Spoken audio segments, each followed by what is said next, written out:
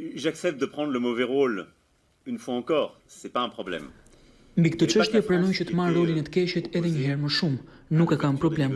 Nuk ishte Franca që është kundër zgjerimit të mëtejshëm të Europës. Nuk më vjen mirë kur e dëgjoj këtë, ndaj marr përsipër gjitha përgjegjësitë.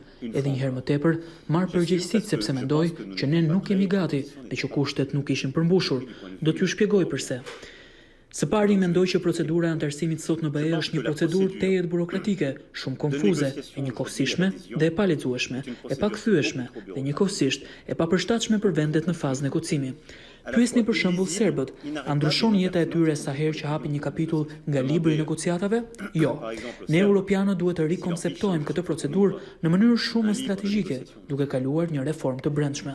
Për të qenë qartë, së pari, njoh plotësisht dhe qartësisht përpjekjet e bëra nga Maqedonia e Veriut për fshirje dhe ndërimin e emrit që ishte një gjest shumë kurajoz.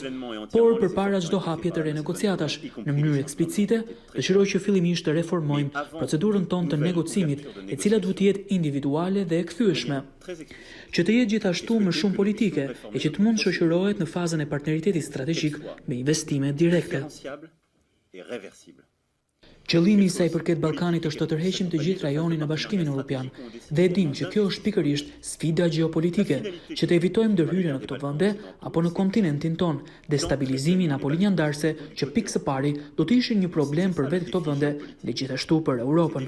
Ky ankorim kalon për disa përmes hapjes së negociatave dhe perspektivës së antarësimit, por duhet të jemi shumë qartë. Kalon edhe përmes hapave të partneritetit strategjik dhe investimeve. Mendoj që ka një gabim thelbësor që kemi bërë kolektivisht, duke konsideruar që raporti ynë i vetëm me Ballkanin Perëndimor është integrimi. Disa të tjerë thonë që lërini t'i hapim negociatat, sepse e dim që gjithsesi nuk do të ketë zgjerim, që do të thotë hapim tani negociata që nuk do të përfundojnë kurrë. Pak a shumë si me Turqinë, këtë kemi bërë praktikisht në mënyrë të përditshme prej 40 vitesh, 40 vjet me turqit, mbas edhe më shumë. Mendoj që është një ide e keqe.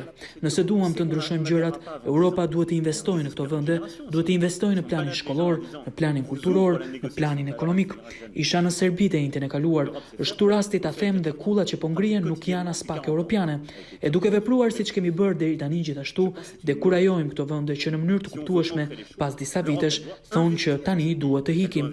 E pra, kemi krijuar një mekanizëm ku në fund ne themi që raporti ynë me Ballkanin Perëndimor është detyrimisht zgjerimi, e pastaj kur loja është bërë, arrim në përfundimin që tani vërtet duhet bërë, hapja e negociatave dhe më pas zgjerimi. Unë mendoj që gjërat nuk arrihen në të vërtetë vetëm sepse thuhen. Ndaj, 1.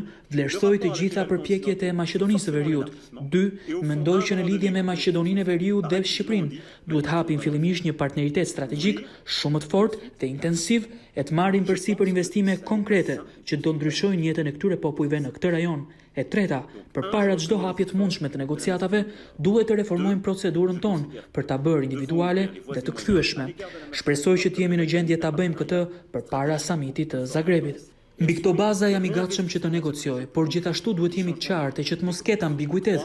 Është një hapje në të cilën nuk ka automaticitet për përfundimin e negociatave, e që shoqërohet gjithashtu me një mekanizëm në të cilin marrim përsipër të investojmë shumë më tepër. Paralelisht, do të them shumë qartë se jam kundër çdo zgjerimi që nuk do të shoqërohet me një reformë të thellë mbi mënyrën e funksionimit të Bashkimit Evropian.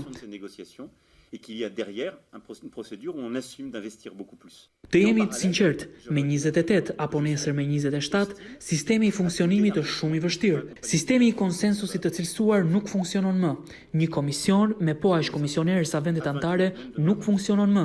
Ndaj ata që duan zgjerimin duhet marrin përsipër gjithashtu ndryshimin e sistemit të mazhorancës së cilësuar dhe që do të garantojnë që jo më çdo vend do të ketë me domos një komisioner. Janë çështje aq të thjeshta sa të gjithë mund ta kuptojnë. L'Europe, ça n'est pas un gros marché mou.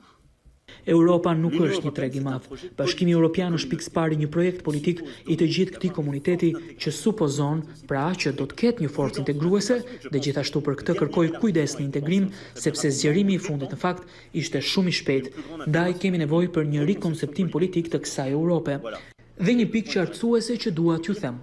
Kushti i parë është që të eliminojmë kuadrin e sotëm integrues e të rikonceptojmë një mekanizëm të partneritetit strategjik më konkret për vendet tuaja. Pika e fundit, dua këtu të them edhe një fjalë miqësie dhe mbështetje për miqtë tanë shqiptar. Shqipëria përjetoi një tërmet të tmerrshëm javën e fundit me më shumë se 50 të vdekur, mijëra persona që kanë humbur shtëpitë dhe janë të pastre.